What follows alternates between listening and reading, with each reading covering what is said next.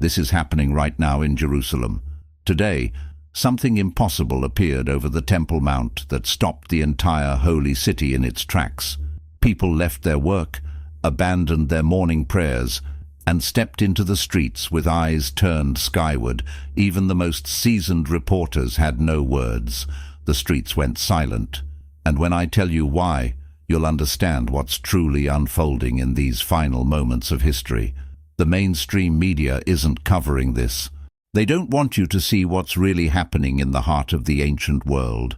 But the truth can't stay hidden forever, my friend. You're watching this because God wanted you to see it. Something in your spirit recognizes this moment as different. The ancient stones of the old city shimmered under the morning sun, just as they had for thousands of years. The dome of the rock glowed gold beneath what seemed like a perfectly clear sky. Synagogues, churches, and mosques all stood in their eternal watch over the same soil where prophets walked, the same streets that heard the Messiah's footsteps. But at exactly 9:47 a.m. Jerusalem time, heaven itself seemed to tear open. Sarah Cohen, a tour guide leading a group of pilgrims near the Western Wall, was the first to notice it. I was explaining the history of the stones when I felt this warmth on my face, she later testified. Not from the sun, from above. When I looked up, there was this opening in the sky, like a window had been opened in heaven itself. The opening appeared as a perfect circle of brilliant light, suspended directly above the Temple Mount. But this wasn't ordinary light. Witnesses described it as living flame, fire that moved with purpose, fire that seemed to breathe. David Stern, an Orthodox rabbi who had been studying in a nearby yeshiva, ran outside when he heard the commotion. "In 40 years of study, I thought I understood the scriptures," he said, his voice trembling. "But nothing prepared me for seeing the Shekinah glory with my own eyes. The presence of the Almighty was there. I felt it in my bones." Within minutes, the phenomenon grew. The circular opening widened, and from its center descended what could only be described as a pillar of fire, but fire that gave off no heat, only an overwhelming sense of divine presence. It moved slowly, deliberately, like a great spiritual being taking its time to manifest in our physical realm. Maria Santos, a Catholic pilgrim from Brazil, fell to her knees when she witnessed it. "I have prayed the rosary every day for 30 years, she whispered. "But when I saw that flame, I knew every prayer had been heard." Heaven was responding. The flame descended until it hovered just above the dome of the rock, casting no shadows, but filling every corner of the old city with an indescribable sense of holiness. Orthodox Jews, Catholic pilgrims, Protestant tourists, and Muslim worshippers all stood together in stunned silence, their differences forgotten in the face of the miraculous. This isn't hysteria, my friend. This is prophecy in motion. What the ancient prophets saw in their visions thousands of years ago is unfolding before our eyes. The prophet Ezekiel wrote, "I looked, and I saw a windstorm coming out of the north, an immense cloud with flashing lightning and surrounded by brilliant light. In the center of the fire looked like glowing metal." Ezekiel 1:4. And in the New Testament we read, "Suddenly a sound like the blowing of a violent wind came from heaven and filled the whole house where they were sitting. They saw what seemed to be tongues of fire that separated and came to rest on each of them." Acts 2:2-3. Can you feel this in your spirit? Do you realize we are witnessing what generations only dreamed of? The veil between heaven and earth is getting thinner, and God is moving the pieces of the end times. But this was only the beginning. As the flame settled above the Temple Mount, something even more extraordinary began to happen, something that would shake the foundations of Jerusalem itself. Jerusalem stopped this morning for a reason no one can explain. While the flame hovered above the Temple Mount in perfect stillness, deep beneath the ancient stones of the city, something began to stir.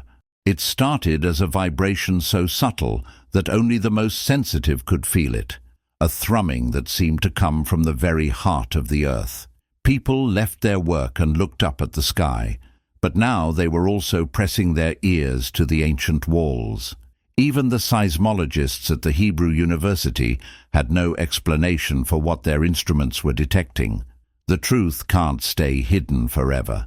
They don't want you to see what's really happening in the foundations of the holiest city on earth, but you're witnessing this because God wanted you to be part of this moment. Something in your spirit recognizes that the earth itself is responding to heaven's visitation. Rabbi Michael Goldstein was deep in prayer at the Western Wall when he first felt it. I was davening, swaying in prayer as my fathers had done for generations, when I felt the stones. Singing, he testified later, not with sound, but with vibration. The ancient blocks were responding to something. The vibration grew stronger, resonating through the limestone foundations that had supported temples and witnessed the prayers of countless generations. Workers in the archaeological tunnels beneath the Temple Mount reported that the walls themselves seemed to be humming with an otherworldly frequency. Dr. Elena Roscoff, a seismologist monitoring the activity, stared at her instruments in disbelief. "We're detecting harmonic frequencies that shouldn't be possible," she explained to her colleagues. "It's as if the bedrock itself is singing in perfect tune." But then came the sound that would be remembered forever. At exactly 10:33 a.m., 46 minutes after the flame first appeared, a deep, resonant tone began to emerge from beneath the city. It wasn't heard with the ears alone, it was felt in the chest, in the bones, in the very soul. Those present described it as the sound of a massive shofar being blown from the depths of the earth itself. Father Giuseppe Marchetti, an Italian priest visiting the Church of the Holy Sepulchre, rushed outside when the tone began. "In my seminary training, we studied the descriptions of the voice of God in Scripture," he said. "But to hear it with your own ears, it's like the earth itself is crying out in worship." The sound grew in intensity and complexity. What began as a single, pure tone became a harmony, as if multiple trumpets were joining from different depths beneath the city. Orthodox Jews recognized it immediately as the sound of the great shofar that would herald the Messiah's coming. Christians heard echoes of the trumpet that would announce the resurrection. Muslims felt the call that would summon the faithful on the day of judgment. Ahmed al-Rashid, the imam of a nearby mosque, stood in his courtyard with tears streaming down his face. "This is the sound we have been waiting for," he whispered. "The call that transcends all earthly divisions. Allah is making his presence known." The harmonic resonance continued for exactly 7 minutes. During this time, something unprecedented happened throughout Jerusalem. Every religious bell, every shofar, every call to prayer seemed to join in spontaneous harmony. The city itself became a symphony of worship. My friend, can you feel this in your spirit? This isn't coincidence. This is prophecy in motion. The prophet Joel declared, "Blow the trumpet in Zion, sound the alarm on my holy hill. Let all who live in the land tremble, for the day of the Lord is coming." Joel 2:1. And Jesus himself prophesied, "At that time the sign of the Son of Man will appear in the sky, and all the nations of the earth will mourn. They will see the Son of Man coming on the clouds of the sky, with power and great glory, and he will send his angels with a loud trumpet call." Matthew 24:30-31. Do you realize we are witnessing what generations only dreamed of? God is moving the pieces of the end times, and the very foundations of Jerusalem are responding to heaven's call. But as the 7 minutes of harmony reached their crescendo, the flame above began to pulse with increasing intensity. Something was about to descend that would bring every person in the city to their knees. Today, something impossible appeared over the Temple Mount, and now heaven itself was descending to meet humanity. As the 7-minute symphony of trumpets faded into silence, the flame above the dome of the rock began to pulse with the rhythm of a great heartbeat. Each pulse sent waves of light cascading down through the air, visible to every eye, warming every face turned skyward. The streets went silent again, but this time it was the silence of absolute awe. Even scientists had no words for what their instruments were recording. The mainstream media still isn't covering this fully. They don't want you to understand the magnitude of what's truly happening in Jerusalem. But the truth can't stay hidden forever, my friend. You're seeing this because God wanted you to witness the moment when the supernatural broke through into our natural world. Dr. Sarah Chen, an atmospheric physicist visiting from MIT, watched her instruments register readings that defied every law of physics she knew. "The air itself is changing," she reported to her colleagues over satellite phone. "We're detecting particles that, well, they shouldn't exist. It's as if matter from another dimension is merging with our own." The ancient stones of the old city now seemed to glow with their own inner light. Pilgrims walking through the narrow streets reported that the very air felt thicker, more substantial, as if they were breathing in liquid starlight. The dome of the rock, the Church of the Holy Sepulchre, and the Western Wall all seemed to pulse in unison with the great flame above. Young Timothy Morrison, a seminary student from Texas, had been documenting the events on his phone when something extraordinary happened. "I was recording the flame when suddenly my screen went white," he later testified. But not blank white. It was filled with the most beautiful light I'd ever seen.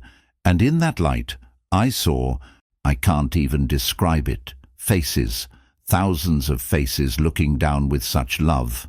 The transformation was visible to everyone present. The flame, which had been hovering stationary above the Temple Mount, began to extend downward like liquid fire. But instead of burning, wherever the flame touched became more beautiful, more alive, more real than anything anyone had ever seen. Sister Margaret O'Sullivan, a Catholic nun from Ireland who had been praying at the Via Dolorosa, watched in wonder as the ancient stones around her began to shimmer. "It was like seeing the world as God sees it," she whispered. Every stone, every grain of dust became precious, sacred, alive with purpose. The flame continued its descent, and as it did, something began happening to the people themselves. Differences that had divided them for centuries seemed to dissolve in the presence of such overwhelming love and holiness. Rabbi Abraham Weiss, who had been suspicious of the Christians in his group, found himself embracing Father Michael from Greece. "In that moment," he later explained, "I didn't see a Christian priest. I saw a brother seeking the same God I seek." Fatima al-Zahra, a Muslim woman from Jordan, discovered herself holding hands with Sarah Goldberg, an Orthodox Jewish grandmother from Brooklyn.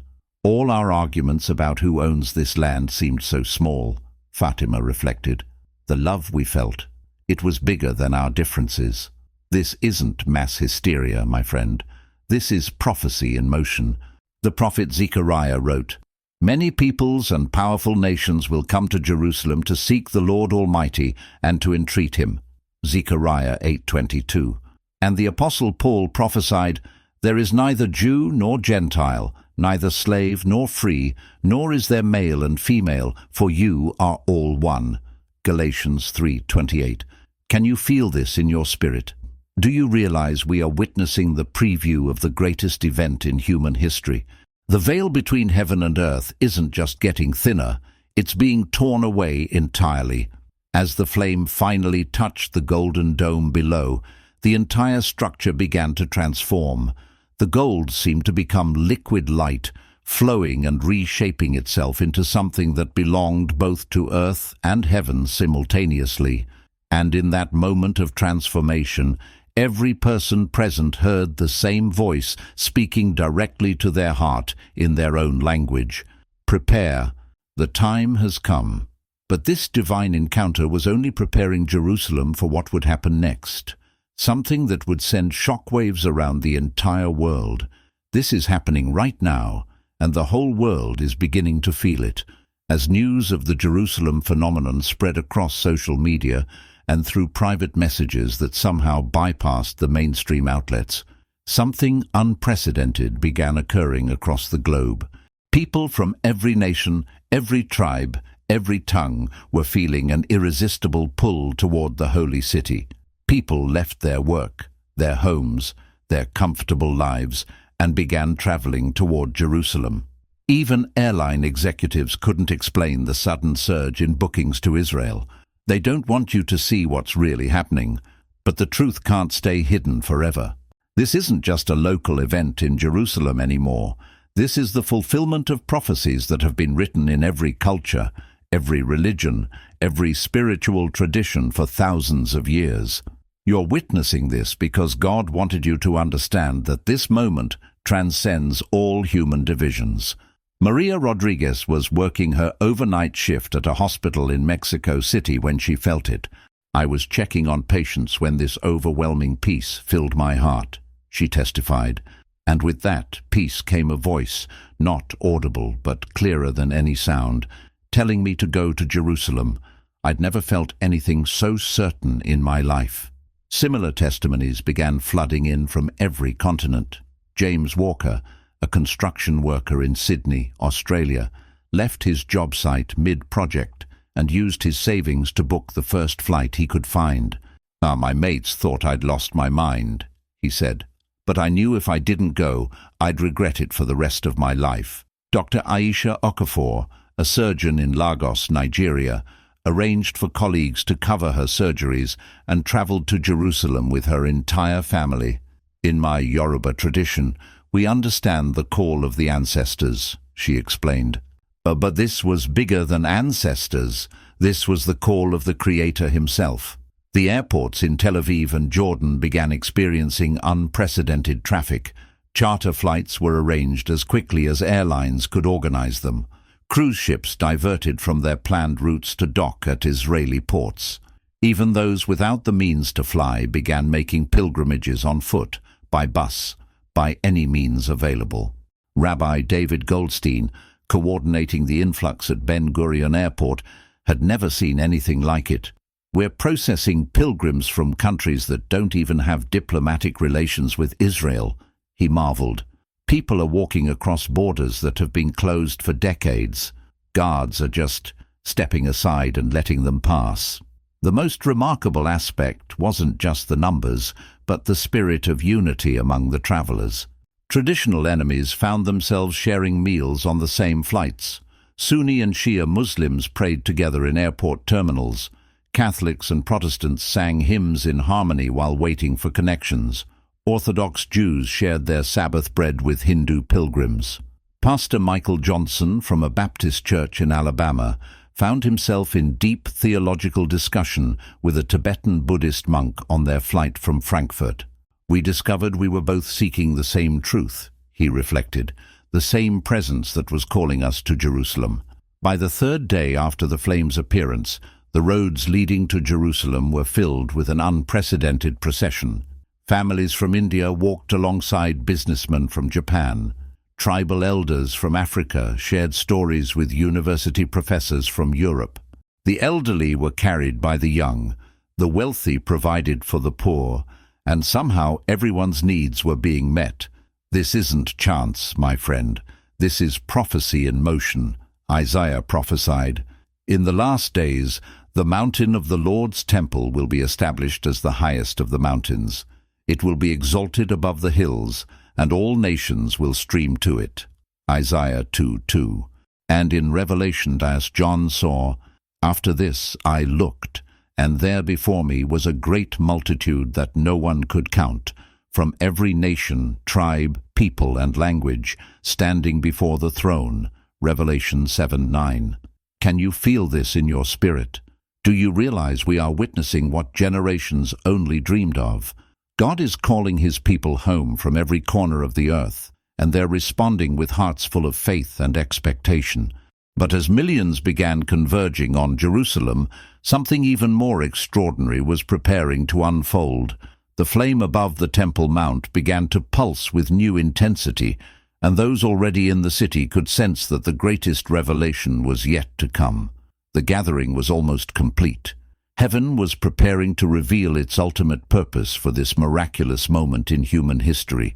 Jerusalem stopped this morning, and now the entire world was holding its breath. As the sun began to set on the third day since the flame first appeared, Jerusalem had become something the world had never seen before.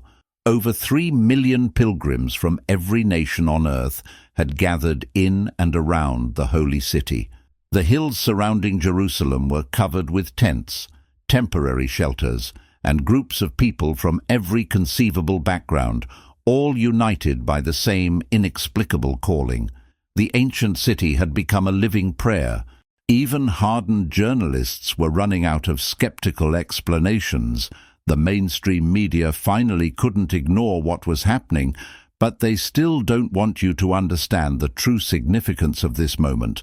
They're calling it a mass psychological event, or religious hysteria. But you're witnessing this because God wanted you to see the fulfillment of His ultimate promise to humanity. As twilight approached, the flame above the Temple Mount began to pulse with increasing intensity. Each pulse now sent waves of light, not just through Jerusalem, but across the entire Mediterranean region. Satellite images showed the light reaching as far as Cyprus, Lebanon, and Egypt. Dr. Rebecca Martinez, an astronomer monitoring the phenomenon from the International Space Station, transmitted what would become historic words. "Mission Control, I'm seeing something that I don't have words for this. The light from Jerusalem is visible from space, and it's not reflecting off the atmosphere. It's emanating through it. This isn't coming from any earthly source." In Jerusalem itself, the 3 million gathered pilgrims had naturally arranged themselves in concentric circles around the Temple Mount, with the innermost circle composed of religious leaders from every major faith tradition. Rabbi Sarah Cohen stood next to Imam Abdullah Hassan, who stood beside Cardinal Miguel Santos, who stood beside the Dalai Lama's representative, who stood beside Bishop Grace Okafor. At exactly 6:18 p.m. Jerusalem time, as the first stars became visible in the darkening sky, the flame above the Temple Mount suddenly expanded into a brilliant column of light that reached from earth to heaven itself. And within that column, a figure began to take shape. The figure was indescribable in human terms, neither male nor female, neither young nor old, but somehow embodying every face that had ever been loved, every voice that had ever offered comfort, every presence that had ever brought peace. Each person present saw exactly what their heart needed to see. Young Ahmed from Syria saw his grandfather who had taught him to pray. Sister Catherine from France saw the face of divine love that had called her to serve the poor. Dr. Patel from India saw the universal consciousness that connected all living things. Rabbi Goldstein saw the Shekinah presence that had dwelled in the ancient temple. But what spoke was not any single religious tradition. It was the voice of love itself, the source from which all spiritual seeking had always sprung. "My beloved children," the voice resonated through every heart simultaneously. "The time of separation is ending. You have sought me in temples and churches, in mosques and synagogues, on mountaintops and in meditation halls. You have called me by different names, approached me through different traditions, but I am one, and you are one in me." The 3 million gathered pilgrims felt every wall they had ever built, theological, cultural, racial, national, simply dissolve in the presence of such overwhelming love. Tears of joy streamed down every face as humanity experienced, perhaps for the first time in its history, complete unity. "The new age begins now," the voice continued, "not through conquest or conversion, but through the recognition that has always been true. You are all my children, and you are all one family. Return to your nations, but carry this unity with you. Build bridges where there were walls. Share love where there was fear. The kingdom of heaven is not a place you go to. It is what you create together on earth." This isn't the end of the world, my friend. This is prophecy in motion, but not the prophecy of destruction that many have feared. This is the fulfillment of every promise of peace that was ever made. Jesus said, "On that day you will realize that I am in my Father, and you are in me, and I am in you." John 14:20. And the prophet Micah declared, "Nation will not take up sword against nation, nor will they train for war any more." Micah 4:3. Can you feel this in your spirit? Do you realize we are witnessing the dawn of what generations only dreamed of? God is not calling us to escape from the world. He's calling us to transform it. As the vision began to fade and the flame slowly ascended back toward heaven, each pilgrim found a small stone in their hand, a piece of Jerusalem that would forever remind them of this moment. But more than stones, they carried in their hearts the unshakable knowledge that they had witnessed the greatest revelation in human history, that love is stronger than division, that unity is possible, and that heaven's kingdom was not a distant promise, but a present reality waiting to be lived. The 3 million pilgrims began their journeys home, but they were no longer the same people who had felt called to Jerusalem. They carried with them the seeds of the new age, an age where the ancient dream of peace on earth would finally become reality. My friend, this is not the end of the story. This is the beginning of the greatest chapter in human history. The flame has returned to heaven, but its light now burns in the hearts of all who witnessed it.